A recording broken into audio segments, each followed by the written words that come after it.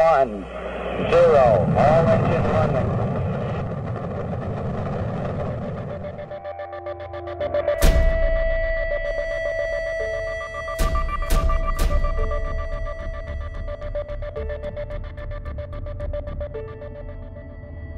Untuk pengetahuan anda semua, misi untuk ke planet Marikh telah diketengahkan sejak 1947 oleh Wernher von Braun dan kemudiannya projek tersebut telah diteruskan oleh pihak NASA. Bermulanya projek ini, mereka mula menghantar haiwan-haiwan peliharaan untuk mengkaji apa yang akan berlaku jika haiwan tersebut masuk ke ruangan angkasa lepas. Selepas haiwan tersebut masuk ke ruangan angkasa lepas, para saintis mendapati mereka masih kekal hidup dan peluang manusia ke planet Marikh semakin cerah. Sebelum ke planet Marikh, mereka cuba untuk menghantar manusia ke bulan terlebih dahulu dan manusia yang pertama mendarat di bulan adalah Neil Armstrong pada 16 Julai 1969. Kemudiannya terdapat pelbagai misi menghantar manusia ke angkasa lepas yang berjaya. Akan tetapi, sehingga sekarang, limit untuk manusia ke angkasa lepas hanyalah di bulan dan International Space Station sahaja. Persoalannya dekat sini adalah, mampukah manusia untuk survive jika mereka berada di planet Marikh? Adakah mission untuk menghantar manusia ke sana akan menjadi sebuah realiti?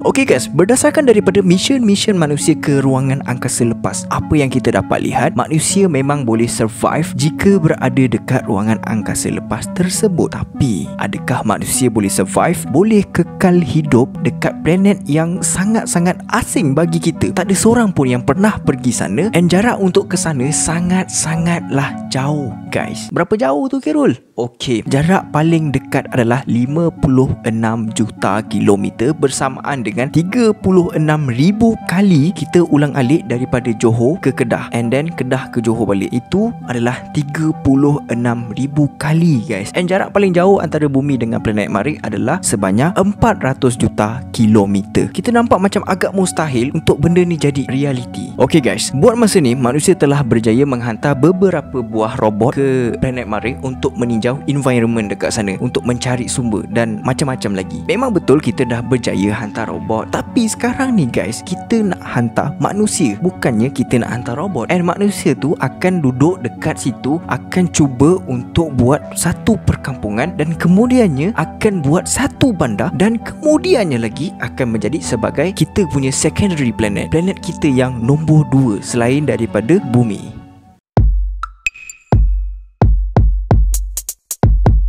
Sebenarnya guys, tujuan kita nak pergi planet Marikh sangat-sangatlah banyak tau. Tapi berdasarkan daripada apa yang Carol research, terdapat 3 major reason yang membuatkan kita sebagai manusia nak pergi planet Marikh. Yang pertama adalah tujuan daripada segi politik. Sebagai contoh, negara yang pertama pergi ke bulan adalah United States pada tahun 1969. And at the same time, pada waktu yang sama, masa tu Rusia pun nak pergi ke bulan juga. Tapi malang sekali bagi Rusia, banyak mission Rusia yang fail dan membuatkan US adalah negara yang pertama pergi ke bulan.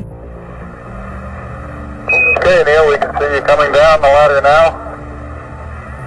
I'm at the foot of the ladder. Jadi dekat sini kan, apa yang korang boleh fikir? Sebenarnya guys, permainan dekat sini adalah diorang akan buat kita nampak yang US adalah sebuah negara yang maju dan sebuah negara yang mendominasikan manusia. Sekira macam every time dia akan berada pada tangga yang teratas tau. Kalau macam kita tengok, diorang punya negara adalah yang paling ke hadapan, the future. Okey, bukan daripada segitu je guys. Sebenarnya lagi, diorang ni nak memperlihatkan kepada kita semua bahawasanya ekonomi negara diorang stabil, dan kemudiannya akan membuatkan para investor melabur dengan lebih banyak dekat negara diorang dengan yakin, tanpa ada rasa ragu-ragu. Sebabnya apa tau? Untuk menjayakan sebuah mission untuk ke angkasa lepas, bukan 100, 200, 300 ribu. Projek ni menelan sebanyak 650 million US dollar untuk semua projek untuk pergi ke angkasa lepas guys, untuk pergi ke space. Okey, kita pergi kepada tujuan yang kedua pula. Tujuan kedua ni adalah daripada segi saintifik. Untuk tujuan saintifik ni terlampau banyak, tapi Carol akan terangkan dengan cara yang simple simple untuk korang semua mudah faham. Untuk daripada segi saintifik pula, yang pertama, diorang nak cari kehidupan yang ada dekat atas muka planet Marikh tu. Diorang nak cari benda yang hidup. Kemungkinan ada organisma yang hidup dekat sana yang boleh membantu merawat penyakit kanser ataupun sebagainya. Tak kisah bakteria ke,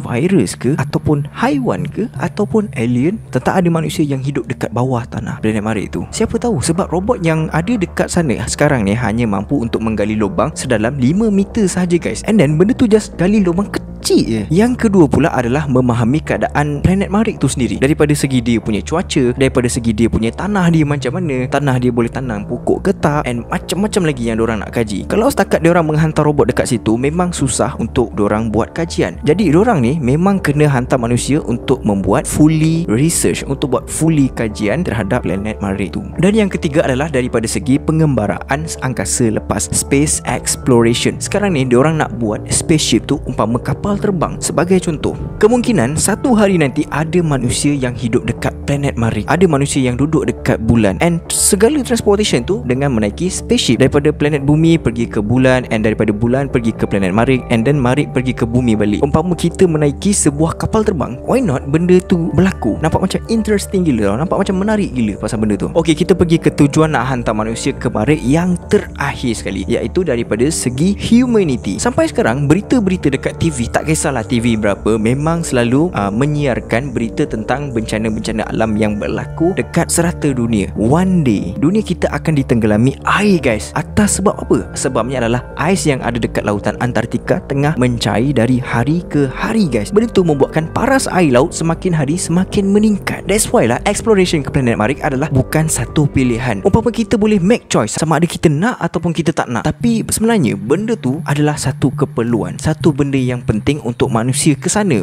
and benda tu bukannya pilihan untuk kita.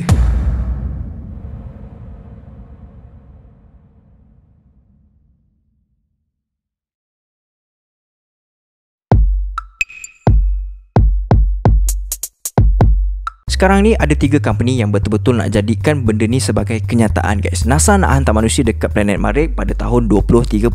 SpaceX nak hantar orang dekat sana tahun 2024 kalau diorang laki. Kalau tak, diorang plan nak hantar tahun 2026. Mars One nak hantar manusia dekat sana tahun 2023. NASA under government US, SpaceX bukan government punya, fully owned by Elon Musk. Siapa pula Elon Musk ni kan? Elon Musk adalah orang paling kaya dalam dunia, orang nombor 1 kaya dalam dunia, dan dia dikelarkan sebagai real life Iron Man. And Mars One juga bukan under government guys. Buat masa ni ada 3 organisation yang tengah berlumba-lumba nak hantar manusia pergi ke planet Marikh untuk explore planet baru kita tu. Tapi antara 3 organisation ni ada satu organisation yang paling betul-betul nak achieve diorang punya target. Company ni memang betul-betul nak hantar orang dekat sana, and kita boleh nampak company ni ada potensi yang sangat-sangat besar guys. Bukan NASA, bukan Mars One, tapi ianya adalah SpaceX. Jika projek ni dijalankan, sebanyak 10 trilion US dollar diperlukan, dan ini adalah projek paling mahal dalam sejarah dunia. Elon Musk telah merancang untuk ke planet Marikh sejak tahun 2002 lagi guys. Masa tu dia ni masih lagi menjadi owner kepada company yang bernama PayPal. Masa tu ada 2 ataupun 3 organisation yang plan nak ke Marikh, tapi diorang macam tak ada apa-apa action, tak ada tindakan yang ditunjukkan. Jadi Elon Musk tengok macam baik aku sendiri yang buat, and then dia buka satu company pada tahun yang sama, pada tahun 2002, yang bernama SpaceX, dan terus menjalankan misi-misi dia untuk pergi ke planet Marikh. Sekarang ni SpaceX adalah satu-satunya organisation yang mempunyai roket yang boleh mendarat.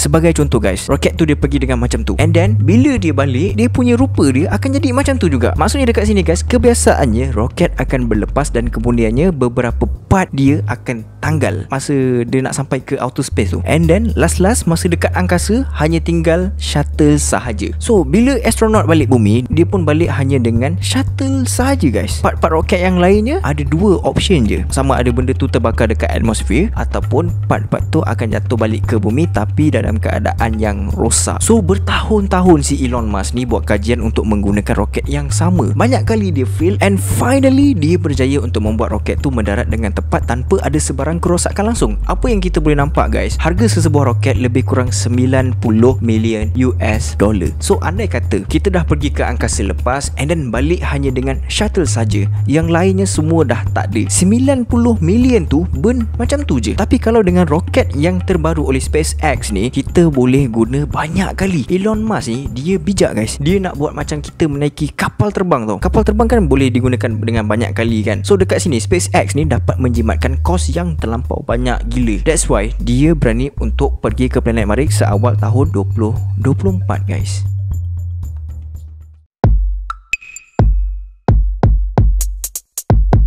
Pada tahun 2022, Elon Musk akan melancarkan sebuah roket yang bernama Starship untuk ke planet Marikh untuk membawa beberapa bahan untuk membuat tanaman dekat planet Marikh tu. Macam mana dia nak tanam dekat atas tanah Marikh tu? Sebenarnya dia tak tanam dekat atas tanah planet Marikh tu, tapi dia akan membuat satu greenhouse dekat Mars. And tanah yang ada dekat bumi dia akan bawa pergi sana and dia akan cuba untuk membuat beberapa eksperimen tentang tanaman dekat planet Marikh. Bukan setakat pokok je yang dia nak bawa guys. Dia akan bawa beberapa bekalan untuk para astronot yang akan datang pada tahun 2024. Maksudnya dekat sini 2022 dia hantar roket dengan barang tanpa ada orang kat situ, and then tahun 2024 barulah dia akan hantar orang. Barang yang paling penting adalah sumber air dengan sumber tenaga untuk para astronot kekal hidup dekat sana. Jadi selepas barang-barang yang penting dah sampai dekat sana, pada tahun 2024 barulah Starship akan membawa lebih kurang 8 hingga 16 orang astronot untuk ke planet Marikh. Perjalanan untuk ke planet Marikh memakan masa selama 5 hingga ke 6 bulan guys. Perjalanan yang sangat-sangat jauh tau. Dan beberapa astronot akan tinggal dekat planet Marikh selama beberapa tahun untuk membuat kajian, and then yang lainnya akan pulang ke planet bumi dan Elon Musk akan menghantar lagi orang yang lain. Masa dekat planet Marikh tak jauh beza pun dengan bumi guys. Kalau dekat bumi 24 jam, kalau dekat planet Marikh 24 jam 40